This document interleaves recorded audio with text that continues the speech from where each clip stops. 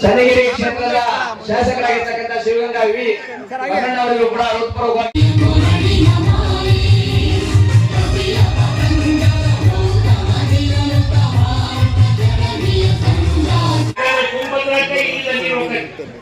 ತುಂಗಭದ್ರಾ ಇಲ್ಲಿಂದ ಹೋಗಲ್ಲ. ತುಂಗಭದ್ರಾ ಡ್ಯಾಮಿಗೆ ಹೆಚ್ಚು ಕಡಿಮೆ ಭದ್ರತೆ ಮ್ಯಾಕ್ಸಿಮಮ್ ನೀರು ಹೋಗೋದು. ಅದಕ್ಕೆ ವರ್ಷ ಪೂರ್ತಿ ನೀರಿರ್ತದೆ, ಅದರಲ್ಲೇನೆ ಅನುಮಾನ ಇಲ್ಲ. ಆ ನಿಟ್ಟಿನಲ್ಲಿ ನಮ್ಮ ಉಪಮುಖ್ಯಮಂತ್ರಿಗಳು ಇದ್ರ ಬಗ್ಗೆ ಸೂಕ್ತ ನಿರ್ಧಾರ ತೆಗೆದುಕೊಳ್ತಾರೆ. ಯಾರು ಏನು ಅದ್ರ ಬಗ್ಗೆ ರಾಜಕೀಯ ಮಾಡಬೇಡ್ರಿ, ಯಾರ ಬಗ್ಗೆನೂ ಅನುಮಾನ ಪಡಬೇಡ್ರಿ.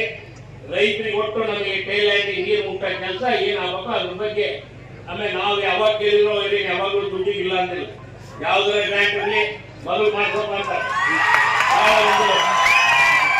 ಸಹಕಾರವನ್ನು ಮಾಡ್ಕೊಂತ ಬಂದಾರ. ಇನ್ನೇ ಮತ್ತೀಗ ಅವರ ಇನ್ನು ಒಳ್ಳೊಳ್ಳೆ ಸ್ಥಾನಮಾನಗಳು ಹೋಗಾರ. ಒಳ್ಳೆಯ ಹೆಚ್ಚು ಅನುದಾನವನ್ನು ಇನ್ನೂ ಕೊಡ್ತಾರೆ ಅಂತ ಸಂಪೂರ್ಣವಾಗಿ ಭರವಸೆ ಇದೆ. ಆ ನಿಟ್ಟಿನಲ್ಲಿ ಅವರು ಇವತ್ತು ಬಂದು ಭಾಗಿಯಾಗುತ್ತಿದ್ದಾರೆ. ಬಹಳ ಒಳ್ಳೆ ಕೆಲಸ ಮಾಡಿದ್ದಾರೆ. ನಮಗೆ ಮುಖ್ಯವಾಗಿ ಈ ಭದ್ರಾ ಡ್ಯಾಮ್ನಿಂದ ಸಾಕಷ್ಟು ನಮ್ಮ ನೀರಾವರಿಗೆ ಹೆಚ್ಚು ಹೆಚ್ಚು ಅನುದಾನವನ್ನು ಕೊಡಬೇಕು ಅಂತ ನಾನು ಅವರಿಗೆ ಮತ್ತೊಮ್ಮೆ ಕಳಕಳಿಯಿಂದ ಕೇಳಿಕೊಂಡು ಈ ಒಂದು ತಮಗೆ ಗೊತ್ತಿದ್ದಾಗೆ ಎಸ್.ಎಂ. ಕೃಷ್ಣರವರು ಇದ್ದಾಗ ಮುಖ್ಯಮಂತ್ರಿಗಳಾದಾಗ ಕಾಗೋಡು ತಿಮ್ಮಪ್ಪನವರು ಮತ್ತು ನಾವು ದಾವಣಗೆರೆ ಜಿಲ್ಲೆ ಮತ್ತು ಶಿವಮೊಗ್ಗ ಜಿಲ್ಲೆಯವರು ಹೋಗಿ ಕೇಳಿದಾಗ ನಮಗೆ 350 ಕೋಟಿ ರೂಪಾಯಿ ಕೋವಿಡ್ ಬೇಡವಿದ್ರೆ ಹೇಳ್ತಾರಲ್ಲ ನಮ್ಮ ಇತಿಹಾಸದಲ್ಲಿ ಈಶ್ವರನಂತೆ ಭಿಕ್ಷಕನಾಗುವಂತ ಕೊಡಬೇಕಾದ್ರೆ ಕರ್ಣನಂತೆ ದಾನಿ ಆಗ್ಬೇಕಂತೆ. ಹಂಗೆ ಬೇಡ್ಬಿಟ್ಟು ಕುಗ್ಗೋದು ಬೇಡ, ಕೊಟ್ಟು ಕೊರಗೋದು ಬೇಡ.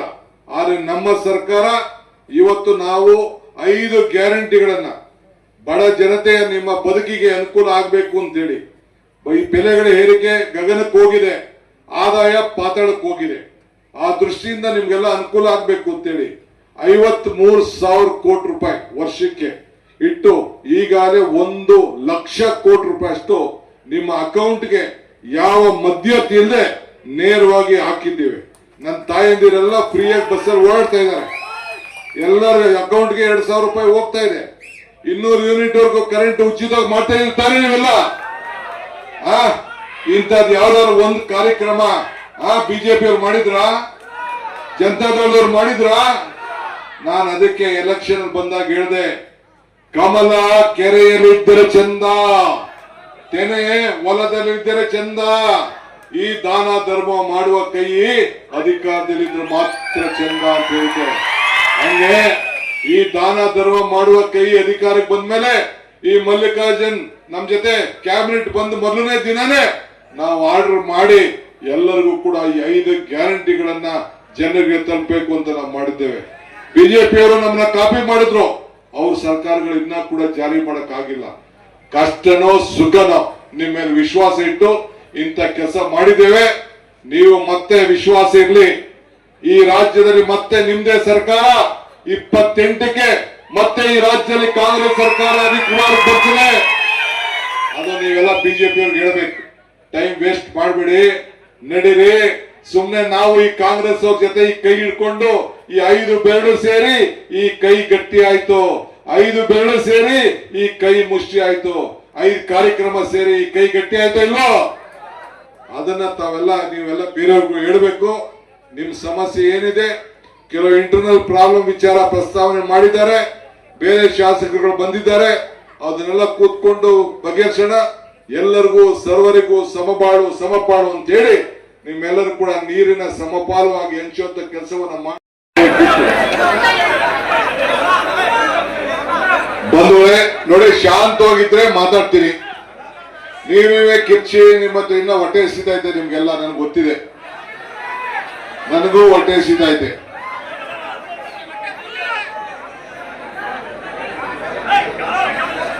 ವೇದಿಕೆ ಇರುವಂತ ನಮ್ಮ ಸರ್ಕಾರದ ಗೌರವಾನ್ವಿತ ಮಂತ್ರಿಗಳಂತ ಮಲ್ಲಿಕಾರ್ಜುನ್ ರವರೇ, ನಮ್ಮ ಸಂಸತ್ ಸದಸ್ಯರಂತ ಶ್ರೀಮತಿ ಪ್ರಭಾ ಮಲ್ಲಿಕಾರ್ಜುನ್ ರವರೇ, ನಮ್ಮ ಹಿರಿಯ ನಾಯಕರಾದಂತ ಜಯಚಂದ್ರ ಅವರೇ,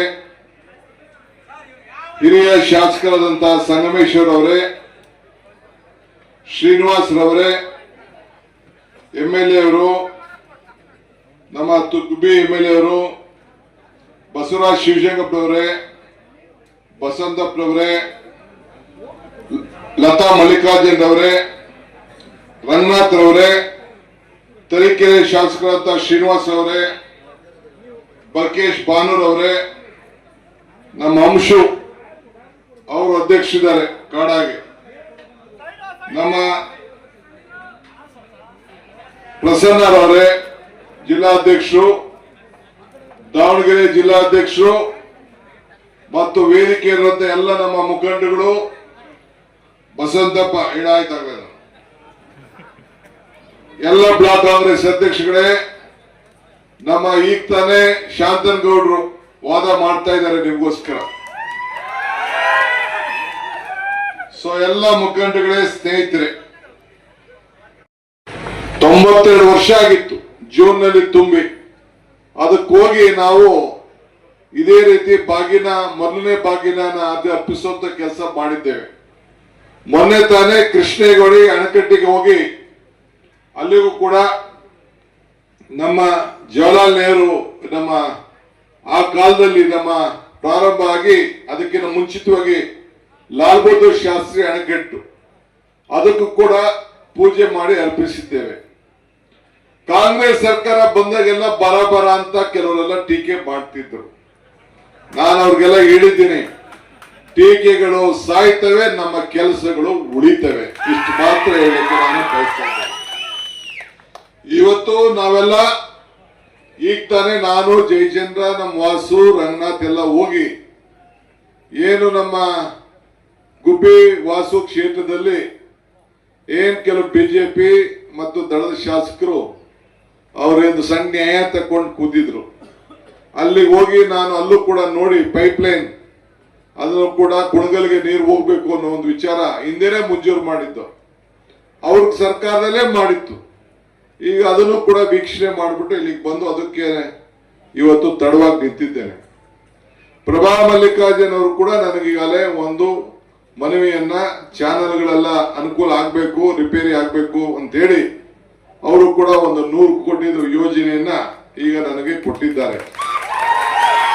ಮಲ್ಲಿಕಾರ್ಜುನ್ ಅವರು ಮತ್ತು ಇಲ್ಲಿರುವಂತ ಎಲ್ಲ ಶಾಸಕರು, ನಮ್ಮ ಶಾಂತನ್ ಗೌಡ ಇರ್ಬೋದು, ಶಿವಗಂಗಾ ಇರ್ಬೋದು, ಎಲ್ಲರೂ ಕೂಡ ಈ ಜಿಲ್ಲೆ ಶಾಸಕರು ಯಾರಿದ್ದಾರೆ ಅವರೆಲ್ಲರೂ ಕೂಡ ಈ ಕ್ಷೇತ್ರ ಈ ಜಿಲ್ಲೆ ವಿಚಾರದಲ್ಲಿ ಮತ್ತು ನಮ್ಮ ಈ ವೇದಿಕೆಯಲ್ಲಿರುವಂತಹ ಸಂಗಮೇಶ್ವರ್ ಕೂಡ ಅವರು ಸ್ಪೆಷಲ್ ಗ್ರಾಂಟ್ ಈಗಾಗಲೇ ನನ್ನ ಹತ್ರ 106 ಕೋಟಿ ಹೊಡ್ಕೊಂಡ್ಬಿಟ್ಟಿದ್ದಾರೆ, 150 ಕೋಟಿ ಹೊಡ್ಕೊಂಡ್ಬಿಟ್ಟಿದ್ದಾರೆ.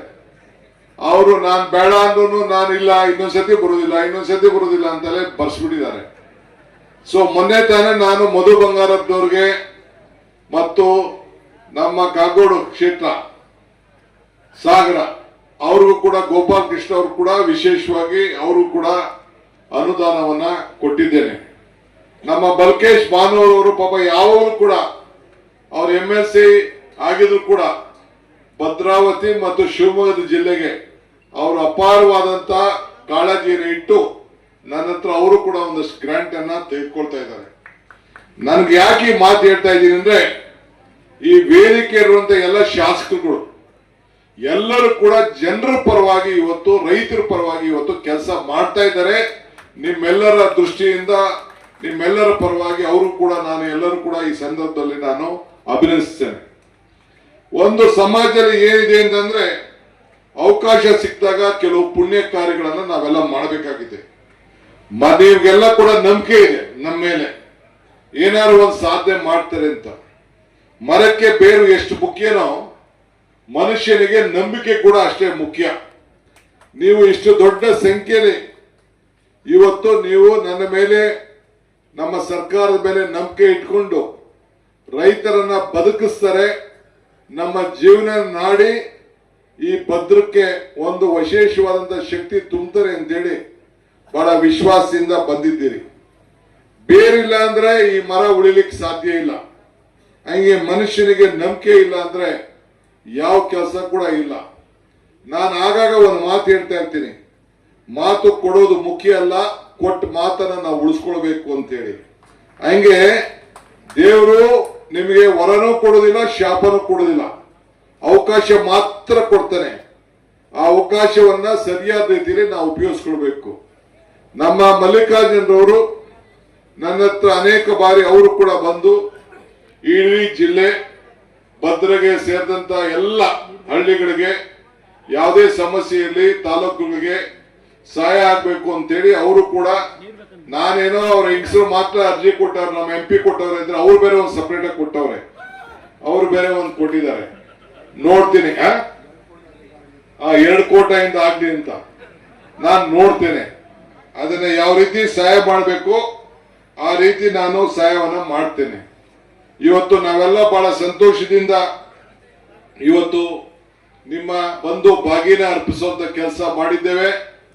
ಬಹಳ ವಿಶೇಷವಾದಂತ ಸಮೃದ್ಧಿ ಈ ಒಂದು ಮಲೆನಾಡಿನ ಪ್ರದೇಶ. ಇವತ್ತು ನಾವು ಈಗಾಗಲೇ ಸುಮಾರು 11,000 ಕೋಟಿ ಅಷ್ಟು ಈಗಾಗಲೇ ನಾವು ಖರ್ಚು ಮಾಡಿದ್ದೇವೆ. ಕೇಂದ್ರ ಸರ್ಕಾರದವರು ಬೊಮ್ಮಾಯಿ ಮುಖ್ಯಮಂತ್ರಿ ಆಗಿದ್ದಾಗ ನಿರ್ಮಲಾ ಸೀತಾರಾಮನ್ ಅವರು 5,300 ಕೋಟಿ ಕೊಡ್ತೀವಿ ಅಂತ ಹೇಳಿ ಅಲ್ಲಿ ಅನೌನ್ಸ್ಮೆಂಟ್ ಮಾಡಿದ್ರು, ಇಲ್ಲಿ ಬಜೆಟ್ ಅಲ್ಲಿ. ಇದನ್ನ ನೋಡಿ ಬೊಮ್ಮಾಯಿ ಅವರು ಕೂಡ ಅನೌನ್ಸ್ಮೆಂಟ್ ಮಾಡಿದ್ರು, 5,300 ಬರ್ತದೆ, ನಾನು ಕೆಲವು ಕೆಲಸನ ತೆಗೆದುಕೊಳ್ತೀನಿ ಅಂತ ಅವರು ಕೂಡ ಹೇಳಿದ್ರು. 1 ರೂಪಾಯಿ ಬರಲಿಲ್ಲ. ನಾನು ಅವ್ರ MP ಗಳಿಗೆಲ್ಲ ಹೇಳಿದೆ, ನೀವು ಬಾಯಿ ತೆಗಿರೆಯ, ನಡಿರೆಯ ಪ್ರೈಮ್ ಮಿನಿಸ್ಟರ್ ಹತ್ರಕ್ಕೆ. ನಾನು finance minister Nirmala Sitharaman prime ಮಿನಿಸ್ಟರ್ನ 4 ಬಾರಿ ಹೋಗಿ ಭೇಟಿ ಮಾಡಿ ಪ್ರೈಮ್ ಮಿನಿಸ್ಟರ್ ಕೇಳಿದ್ದೀನಿ, 2 ಬಾರಿ ನಿರ್ಮಲಾ ಸೀತಾರಾಮನ್ ಕೇಳಿದ್ರಿ. ಒಂದು ಬಾಯಿ ಬಿಡಲ್ರು, ಒಂದಕ್ಕೂ ಸೈನ್ ಹಾಕ್ಲಿಲ್ಲ. ನೀರಾವರಿ ಮಂತ್ರಿಗೂ ಕೇಳಿದ್ದೇನೆ, ನೀವು ಕೇಳಬೇಕು. ನೀವು ಜನ ಎಲ್ಲ ಬಿಜೆಪಿ MP ಗಳು ಎಲ್ಲೆಲ್ಲಿ ಇದ್ದಾರೆ ಅವ್ರಿಗೆಲ್ಲ ಕೇಳಬೇಕು. ಜನ ವೋಟ್ ಕೊಟ್ಟಿದ್ದೀವಿ, ನೀವು ಈ ಸಮಾಜದ ಋಣವನ್ನ ತೀರಿಸಬೇಕು ಅಂತ ಹೇಳಿ ನೀವೆಲ್ಲ ಕೇಳಬೇಕು. ಈಗ ನಮ್ಮ MLAಗಳೆಲ್ಲ ಯಾವ ರೀತಿ ನನ್ನ ಹತ್ರ ಬಂದು ಹಣ ಕೊಡಿ, ಕೆಲಸ ಮಾಡಿ, ಅಚ್ಚುಕಟ್ಟು ರಿಪೇರಿ ಮಾಡಿ, ಚಾನೆಲ್ ರಿಪೇರಿ ಮಾಡಿ ಅಂತ ಕೇಳ್ತಾ ಇದ್ದಾರೆ. ಈಗ ನಮ್ಮ ಶಾಂತನಗೌಡರು ಕೂಡ ಕೆಲವು ಅನೇಕ ಯೋಜನೆಗಳನ್ನ ತೆಗೆದುಕೊಂಡಿದ್ದಾರೆ. ಚನ್ನಗಿರಿ ತಾಲೂಕಿನಲ್ಲಿ ನಾನೀಗಾಗಲೇ 42 ಕೆರೆಗೆ 365 ಕೋಟಿ ರೂಪಾಯಿ ಕೊಡ್ಲಿಕ್ಕೆ ಈಗಾಗಲೇ ನಾನು ಅನುಮೋದನೆಯನ್ನು ಕೂಡ ನಾನು ಕೊಟ್ಟಿದ್ದೇನೆ. ಸೊ ಎಲ್ಲ ಕ್ಷೇತ್ರದಲ್ಲೂ ಕೂಡ ಈ ಆರ್ಥಿಕವಾದಂತ ಬದ್ಧತೆ ಇರೋ ಪರಿಸ್ಥಿತಿ ಇರುವಾಗ ಕೂಡ ಮುಂದಿನ ವರ್ಷ ತಗೊಳ್ಳೋದು ಬಿಡೋದು ಬೇರೆ ವಿಚಾರ. ಈಗ ಯಾಕೆಂದ್ರೆ ಈಗ ಏನಾದ್ರು ಒಂದು ಅಷ್ಟೋ ಇಷ್ಟೋ ಕೆಲಸ ತೆಗೆದುಕೊಂಡ್ರೆ ಮುಂದಕ್ಕೆ ಎಲೆಕ್ಷನ್ ಟೈಮ್ಗೆ ಇವ್ರಿಗೆಲ್ಲ ಒಂದು ದೊಡ್ಡ ಶಕ್ತಿ ಕೊಟ್ಟಂಗೆ ಆಗ್ತದೆ ಅಂತೇಳಿ ಈ ಎಲ್ಲ ಶಾಸಕರನ್ನ ನಾನು ಈಗಾಗಲೇ ಕರೆಸಿ ಅವ್ರ ಹತ್ರ ನಾನು ಪತ್ರವನ್ನ ತೆಗೆದುಕೊಂಡು ಆ ಯೋಜನೆಗಳನ್ನೆಲ್ಲ ಈಗಾಗಲೇ ನಾವು ಮಂಜೂರಾತಿಯನ್ನು ನಾವು ಮಾಡಿದ್ದೇವೆ. ಸೊ ಕೇಂದ್ರ ಸರ್ಕಾರದ ಈಗ ನೋಡಿ, ನೀವು ಯಾರು ಜಗಳ ತಾಲೂಕಿನವರು, ಚಿತ್ರದುರ್ಗದವರು, ಶಿವಮೊಗ್ಗದವರು ಅಂತೇಳಿ, ತರೀಕೆರೆಯವರು ನಾವು ಅಂತೇಳಿ ಬೇರೆ ಬೇರೆ ಯಾರು ನೀವು ಜಗಳ ಆಡ್ಕೊಳಕ್ ಹೋಗ್ಬಿಡಿ. ಈಗ ನೋಡಿ, ಈಗ 524 ಮೀಟರ್ಗೆ ಕೃಷ್ಣಾದು ತೀರ್ಪು ಬಂದಿದೆ. 2010ರಲ್ಲೇ ಬಂತು.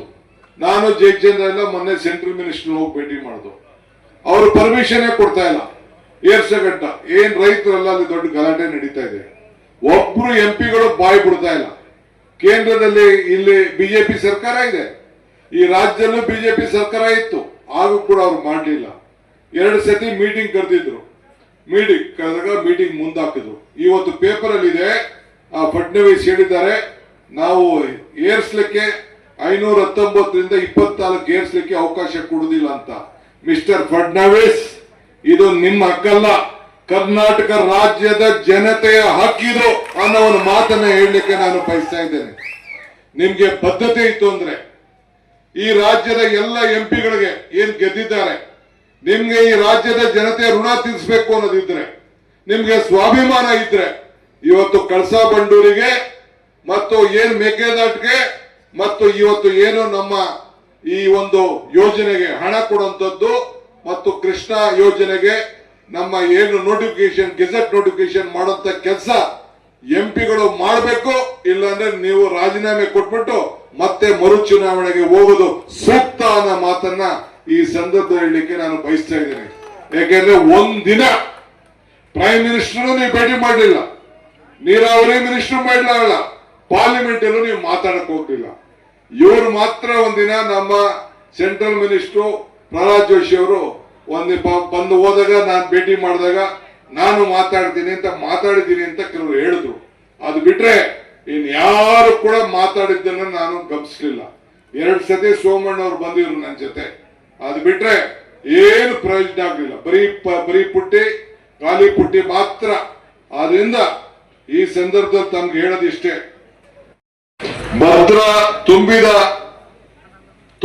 ಭದ್ರಾ. ರೈತರ ಜೀವನ ಬಹಳ ಸುಭದ್ರವಾಗಿದೆ ಅನ್ನೋದಕ್ಕೆ ನಿಮ್ಮೆಲ್ಲರ ಧ್ವನಿಯೇ ಸಾಕ್ಷಿ. 5 ಜಿಲ್ಲೆಗಳಿಗೆ ಜೀವನಾಡಿ ಭದ್ರಾ ತುಂಬಿದ್ರೆ ನಮ್ಮ ಬಯಲು ಸೀಮೆಗೂ ಕೂಡ ಬಹಳ ಅನುಕೂಲ ಆಗ್ತದೆ. ಆದ್ರಿಂದ ನಿಮ್ಮೆಲ್ಲರ ಹೃದಯ ಶ್ರೀಮಂತಿಕೆಯಿಂದ ಈ ಒಂದು ಬಯಲುಸೀಮೆ ಜನರಿಗೂ ಕೂಡ ಅನುಕೂಲ ಆಗಿದೆ ಅನ್ನೋದನ್ನ ಹೇಳಲಿಕ್ಕೆ ನನಗೆ ಬಹಳ ಸಂತೋಷ ಆಗ್ತದೆ. ದೊಡ್ಡ ಇತಿಹಾಸ ಈ ಒಂದು ಅಣೆಕಟ್ಟಿಗೆ. ಸುಮಾರು 60 ವರ್ಷ ಆಗಿದೆ. 60 ವರ್ಷದ ಹಿಂದೆ ಈ ಯೋಜನೆಯನ್ನ ಕಾರ್ಯರೂಪಕ್ಕೆ ಈ ಅಣೆಕಟ್ಟೆಯನ್ನ ತಂದಿದ್ದಾರೆ. ಸೊ ಪಶ್ಚಿಮ ಘಟ್ಟಕದಿಂದ ಕುದುರೆಮಗ್ಗದಿಂದ ಈ ಒಂದು ಜಲಾಶಯಕ್ಕೆ 1945ರಲ್ಲಿ ಸಮೀಕ್ಷೆ ಮಾಡಿ 65ರಲ್ಲಿ ಕಾರ್ಯರೂಪಗೊಂಡು ಇದನ್ನು ಆಗಿನ ಸರ್ ಎಂ ವಿಶ್ವೇಶ್ವರಯ್ಯನವರು ಇದಕ್ಕೆ ಒಂದು ರೂಪವನ್ನು ಕೊಟ್ಟು ಇದು ಬಹಳ ಅನುಕೂಲ ಆಗಿದೆ.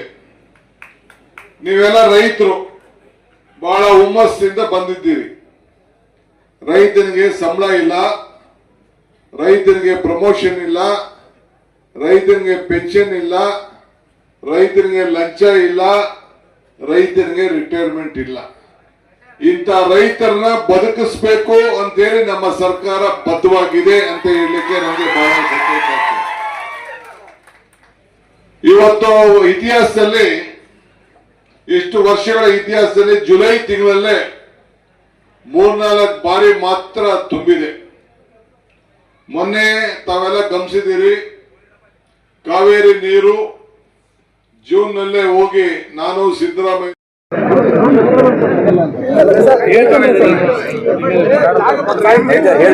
ಬಂದಿಲ್ಲ ಸರ್, ಬರ್ರಿ ಸರ್, ಕರಿತೀರಿ ಬರ್ರಿ